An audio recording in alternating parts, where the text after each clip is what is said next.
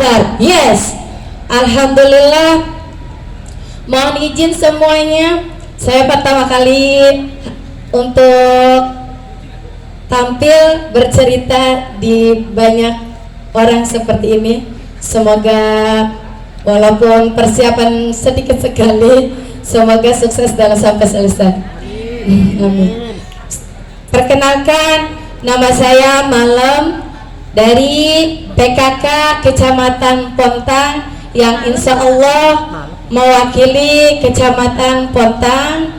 Ya, mohon izin saya di sini akan mendongeng atau bercerita tentang pertarungan Maulana Hasanuddin dan Prabu Pucuk Umum yang saya ambil temanya hari ini, yakni kemenangan Maulana Hasanuddin dan kepergian Prabu Pucuk Umum. Bismillahirrahmanirrahim.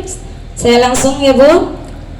Setelah melewati kisah tentang amanah Prabu Surasowa, kisah tentang pertemuan Hasanuddin dengan Sultan Syarif Hidayatullah, kisah tentang seteru Pucuk Umum dan Maulana Hasanuddin, dan kisah tentang pertarungan antara Prabu Pucuk Umum dan Maulana Hasanuddin. Akhirnya Syekh Maulana Hasanuddin memenangi pertandingan adu ayam. Selamat Maulana Hasanuddin, aku mengakui kekalahanku. Ini golok dan tombakku sebagai kekuasaanku atas Banten Girang kuserahkan kepadamu, ujar Prabu Pucuk Umum mengakui kekalahannya. Terima kasih Paman, terima kasih karena Paman telah menepati salah satu janji Paman. Kuterima golok dan tombakmu, begitu pula dengan jabatanmu sebagai pemimpin Banten Girang. Hasanuddin menerima golok dan tombak pemberian pamannya. Sesuai dengan kesepakatan kita, kini kau bebas melakukan dakwah Islam sekaligus menjadi penguasa di Banten Girang, ujar Prabu Pucuk Umum. Bertepatan dengan diserahkan kedua benda pusaka dan kekuasaan dari Prabu Pucuk Umum kepada Maulana Hasanuddin, Saung Pato kembali kepada wujud aslinya. Hasanuddin pun baru teringat dengan janji pamannya yang lain dan bermaksud dalam menagihnya. Ia pun bertanya kepada pamannya, lalu bagaimana Paman dengan janji paman yang lainnya? Bukankah kau berjanji akan mengikutiku mempelajari agama yang kuyakini Paman? Melihat kejadian itu, Prabu Pucuk Umum sangat kaget. Tiba-tiba dia mengubah dirinya menjadi seekor burung beo. Jadilah Prabu Pucuk menjadi burung beo.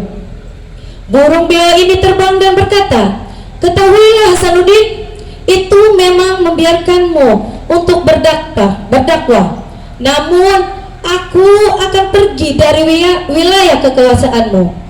Aku pun tidak pernah mengeluarkan janji dari mulutku untuk mengikuti keyakinanmu bila aku kalah.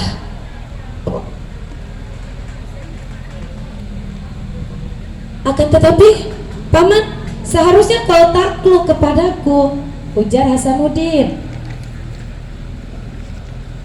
Maafkan aku, Hasanuddin, aku tetap pada pendirianku, dan aku mohon janganlah kau ganggu aku dan anak buahku yang tetap pada keyakinannya, kata burung beo jelmaan Prabu Pucuk Umum sambil terbang meninggalkan Hasanuddin.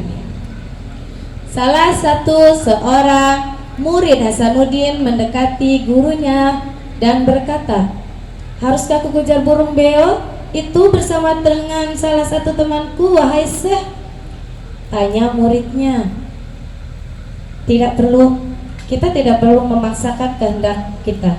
Lagi pula ia pamanku, biarkan ia dengan pilihannya sendiri, jawab Maulana Hasanuddin dengan hati-hati. Burung beo jelmaan pucuk umum terbang tinggi meninggalkan Maulana Hasanuddin. Saat sedang mengembara, burung beo itu melihat hamparan pasir.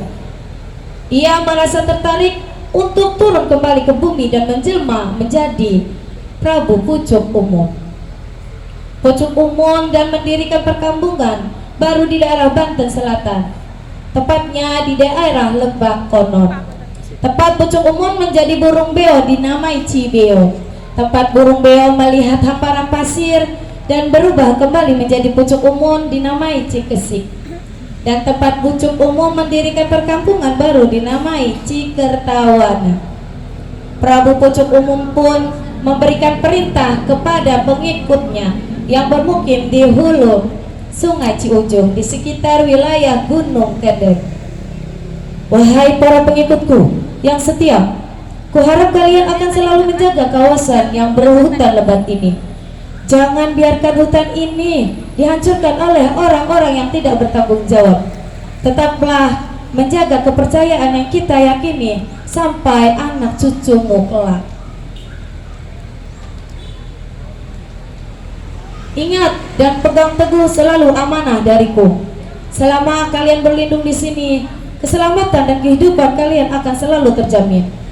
Konon, para pengikut setia Prabu Pucuk Umum inilah cikal bakal orang Kanekes yang kini lebih dikenal sebagai suku Baduy, yang hingga kini masih melanggengkan ajaran Sunda wiwitan. Sementara itu, para pengikut Prabu Pucuk Umum lainnya yang terdiri atas penasehat dan punggawa kerajaan Pajajaran menyatakan masuk Islam di hadapan Syekh Maulana Hasanuddin. Alhamdulillah. Dengan demikian, semakin muluslah jalan bagi Syekh Maulana Hasanuddin dalam menyebarkan dakwah Islam di Banten. Atas keberhasilan itu, ia diangkat oleh Sultan Demak sebagai Bupati Kadipaten Banten. Pusat pemerintahan yang semula di Banten Girang dipindahkan ke Banten Lor atau Surosowan yang terletak di pesisir utara Pulau Jawa dengan Maulana Hasanuddin dipertahankan sebagai Sultan Banten yang pertama. Tak lama berselang, Banten pesisir berhasil direbut oleh Panglima Fadilah Khan dan pasukannya. Hasanuddin pun diangkat menjadi Bupati Banten pesisir. Konon, karena ketika terjadi hura-hara, Hasanuddin dibantu oleh beberapa pasukannya dari Banten Girang, dan di kemudian hari Banten Girang menggabungkan diri dengan wilayah Banten pesisir. Kemudian Maulana Hasanuddin menjadi penguasa Banten pesisir dan Banten Girang. Hampir semua penduduk Banten beralih agama menganut Islam. Islam mendapatkan julukan Panembahan Hasanuddin. Dan untuk memperkuat posisi pemerintahannya, Hasanuddin membangun wilayah tersebut sebagai pusat pemerintahan administratif.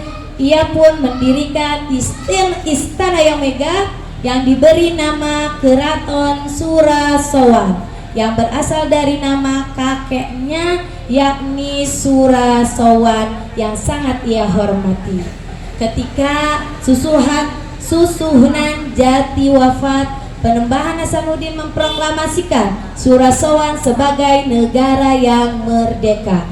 Lepas dari kekuasaan Cirebon, Panembahan Hasanuddin pun menikah dengan Putri Indrapura dan memperoleh putra yang